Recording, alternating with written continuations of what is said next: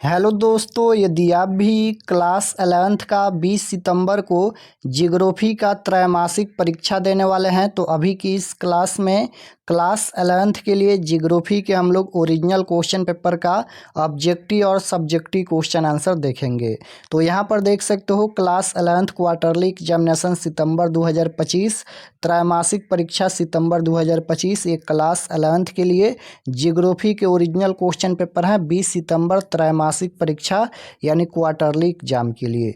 तो जियोग्राफी यानी भूगोल का विषय कोड 330 रहेगा और समय पूरा 3 घंटा का मिलेगा। एग्जाम 80 नंबर का होगा। तो सबसे पहले खंड अ मिलेगा सेक्शन ए, जिसमें आपसे ऑब्जेक्टिव टाइप क्वेश्चन पूछा जाएगा। 1 से लेकर 70 तक ऑब्जेक्टिव क्वेश्चन पूछा जाएगा, जिनमें से 40 प्रश्नों के उत्तर देना है। तो पहला नंबर क्वेश्चन यहाँ पर पूछा गया है। लास्ट में हम आपको बताएंगे कि आप लोग ऑब्जेक्टिव सब्जेक्टिव कहाँ से डाउनलोड कर सकते हैं। यहाँ पर देख लीजिए, ये ओरिजिनल क्वेश्चन पेपर है जियोग्राफी का। फर्स्ट क्वेश्चन है, निम्न में किसका अध्ययन भूगोल में किया जाता है।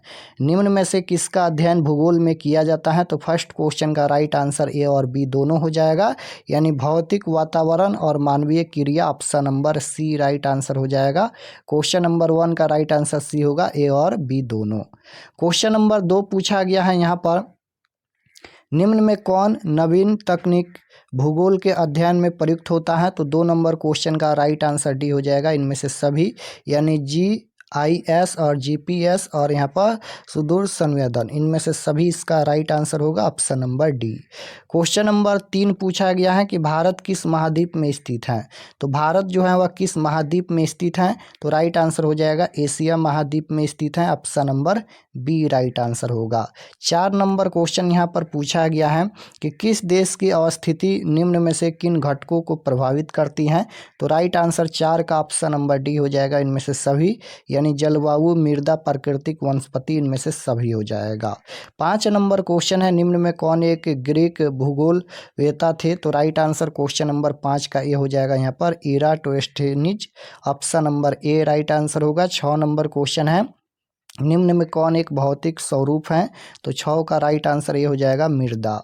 7 नंबर क्वेश्चन है, निम्न में कौन भारत का मानक देशांतर है। तो 7 का राइट आंसर डी हो जाएगा। 8 नंबर क्वेश्चन देखिए, 8 नंबर क्वेश्चन यहाँ पर है, निम्न में कौन सी नदी असम राज्य से होकर बहती है। निम्न में कौन सी नदी असम राज्य से होकर बहती है। तो ब्रह्मपुत्र हो जाएगा, option number B right answer होगा। क्वेश्चन नंबर 9 है कि निम्न में कौन देश भारतीय प्रायद्वीप में स्थित नहीं है। तो 9 का राइट आंसर बी हो जाएगा, जापान। क्वेश्चन नंबर 10 यहाँ पर पूछा गया है, मानव भूगोल की कौन सी उपशाखा में भूभाग तथा संप्रभुता का अध्ययन किया जाता है। तो 10 का राइट आंसर ये हो जाएगा, राजनीतिक भूगोल। क्वेश्चन नंबर 11 पूछा गया है कि निम्न में कौन दर्जा हिमालय पर्वत पर स्थित है।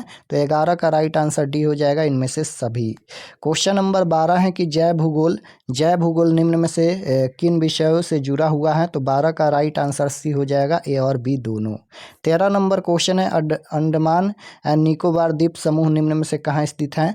तो 13 का right answer option number C हो जाएगा, बंगाल की खाड़ी। क्वेश्चन नंबर 14 है कि निम्न में कौन भौगोलिक अध्ययन के लिए विभिन्न आयाम है। तो क्वेश्चन नंबर 14 का राइट आंसर डी हो जाएगा, इनमें से सभी, स्थान, समय, काल और यहाँ पर सहचार, इनमें से सभी इसका राइट आंसर होगा। 15 नंबर क्वेश्चन है, निम्न में कौन द्वीपीय देश है। तो 15 नंबर क्वेश्चन का right answer option number D हो जाएगा, श्रीलंका। क्वेश्चन नंबर 16 पूछा गया है यहाँ पर कि पटना किस नदी के किनारे अवस्थित है। तो गंगा नदी के किनारे अवस्थित है, ऑप्शन नंबर 16 नंबर का ये हो जाएगा, गंगा नदी। क्वेश्चन नंबर 17 पूछा गया है कि निम्न में से किस राज्य में छोटा नागपुर का पठार स्थित है। तो 17 का राइट आंसर बी हो जाएगा, झारखंड इसका करेक्ट आंसर होगा। 18 नंबर क्वेश्चन है कि भारत में कौन से राज्य का क्षेत्रफल सबसे अधिक है। तो 18 का राइट आंसर ये हो जाएगा, राजस्थान। क्वेश्चन नंबर 19 पूछा गया है यहाँ पर, जनसंख्या भूगोल निम्न में से किस विषय से संबंधित है। तो 19 का राइट आंसर हो जाएगा, जनांकिकी, option number C right answer.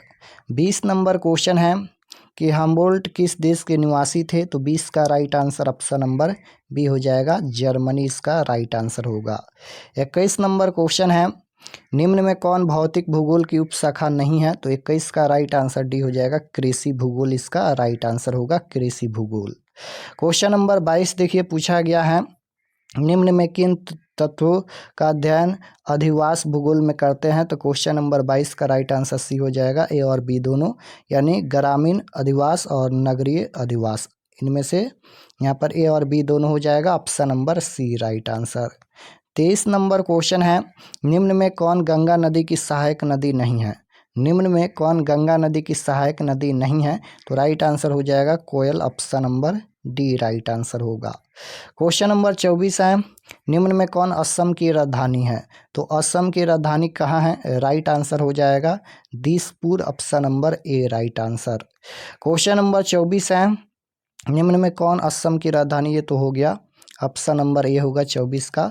25 number देखिए यहाँ पर पूछा गया है, पर्यटन का अध्ययन मानव भूगोल की किस शाखा के अंतर्गत आता है? तो 25 का राइट आंसर हो जाएगा आर्थिक भूगोल, option number B right answer.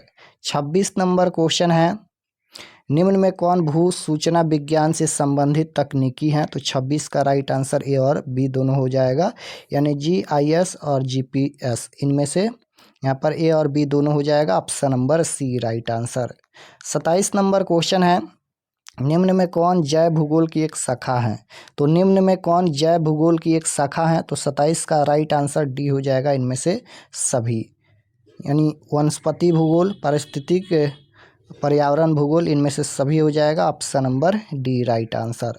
28 number question है, निम्नलिखित में कौन देश बिहार राज्य के उत्तर में स्थित है?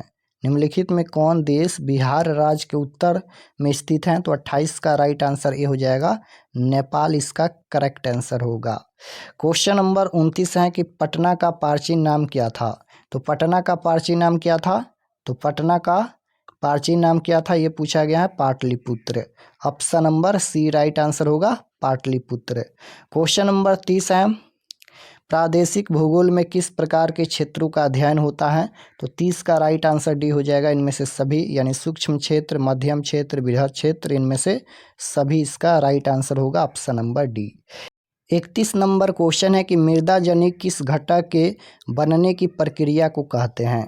तो मृदा जनित किस घटक के बनने की प्रक्रिया को कहते हैं? जल या मृदा या खनिज या कोयला? तो 31 नंबर क्वेश्चन का right answer option number B हो जाएगा, मृदा इसका राइट आंसर होगा। क्वेश्चन नंबर 32 है कि निम्न में कौन जलमंडल का भाग है? निम्न में कौन जलमंडल का भाग है? तो 32 का राइट आंसर इनमें से सभी हो जाएगा, महासागर, नदी और झील, option number D right answer होगा, इनमें से सभी। 33 नंबर क्वेश्चन है, निम्न में कौन एक नवीकरणीय संसाधन है? तो राइट आंसर 33 का सी हो जाएगा, ए और बी दोनों, यानी मृदा और वनस्पति, ए और बी दोनों इसका राइट आंसर होगा, option number C. 34 number question है, निम्न में कौन मानव भूगोल की शाखा नहीं है? तो निम्न में कौन मानव भूगोल की शाखा नहीं है? तो ये हो जाएगा भू आकृति विज्ञान, option number A right answer होगा।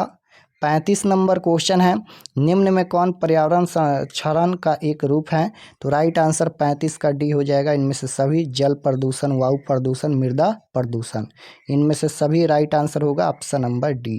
क्वेश्चन नंबर 36 है कि निम्नलिखित में कौन गंगा नदी का स्रोत है?